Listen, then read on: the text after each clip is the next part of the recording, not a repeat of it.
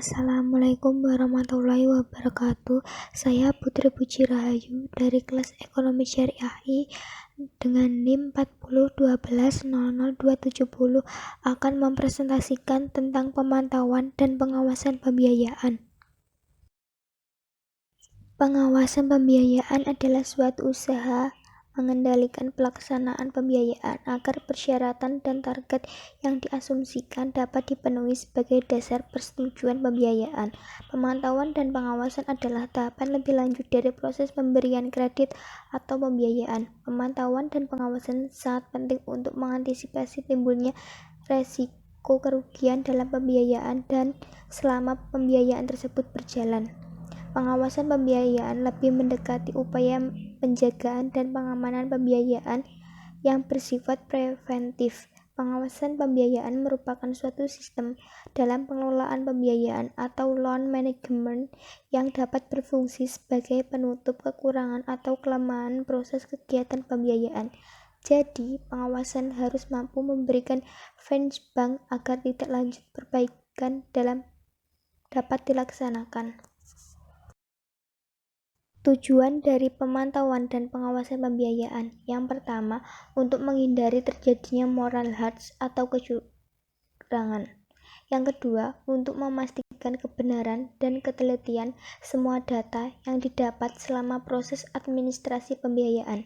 Yang ketiga, untuk memajukan efisiensi dalam pengelolaan tata laksana usaha.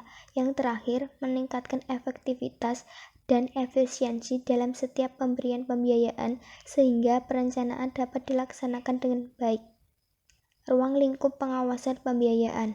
Yang pertama, memastikan bahwa setiap tahapan proses pemberian pembiayaan telah dilaksanakan sesuai ketentuan. Yang kedua, memastikan bahwa semua persyaratan pembiayaan telah dipenuhi nasabah. Yang ketiga, monitoring penguasaan dan pengamanan jaminan. Yang keempat, monitoring perkembangan usaha nasabah. Yang kelima, monitoring aktiva produktif. Dan yang terakhir, monitoring pemenuhan persyaratan yang hingga saat ini pencairan pembiayaan belum dipenuhi nasabah.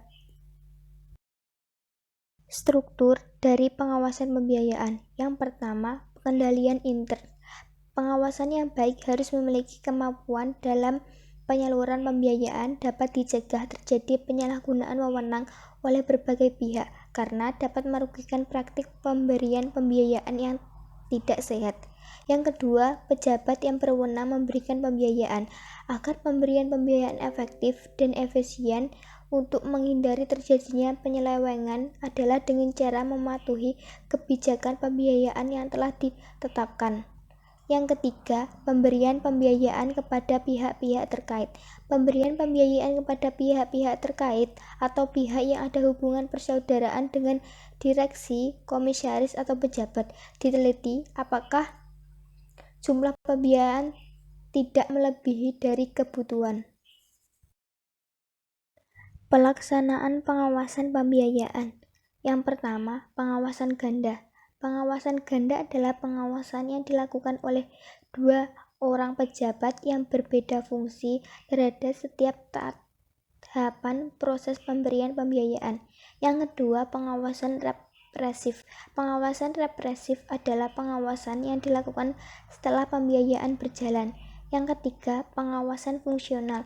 Pengawasan fungsional perkreditan bank dilakukan oleh auditor internal bank, organisasi yang dibentuk dengan fungsi sebagai pengawas intern terhadap satu unit kerja kantor cabang yang dapat dilakukan setiap periode tertentu. Yang keempat, pengawasan eksternal. Pengawasan eksternal dilakukan oleh Bank Indonesia, Badan Pengawasan Keuangan atau BPKP, Dewan Perwakilan Rakyat, dan masyarakat. Proses pengawasan pembiayaan. Yang pertama, penentuan suatu standar baku yang landasan utamanya waktu sehingga bank mudah menentukan mutu pembiayaan. Yang kedua, hasil dari pengawasan pembiayaan dapat menggambarkan aktual performance pembiayaan itu sendiri. Yang ketiga, membandingkan aktual performance pembiayaan dengan standar baku yang sudah ditetapkan otoritas moneter. Selanjutnya, diidentifikasi dan dievaluasi atas deviasi yang mungkin terjadi. Yang terakhir, setelah dilakukan deviasi yang terjadi, kemungkinan penyebab kerugian bagi bank atau baru berupa potensial risk, maka harus dicari alternatif pemecahannya. Faktor penyebab pembiayaan macet. Yang pertama, faktor internal dari pihak bank. Terjadinya kemampuan bank dalam melakukan analisis kredit. Terjadinya sistem informasi dan pengawasan pembiayaan yang tidak cukup baik. Terkait dengan sumber daya manusia yang tidak sesuai dengan jabatan. Yang kedua, faktor inter dari pihak nasabah.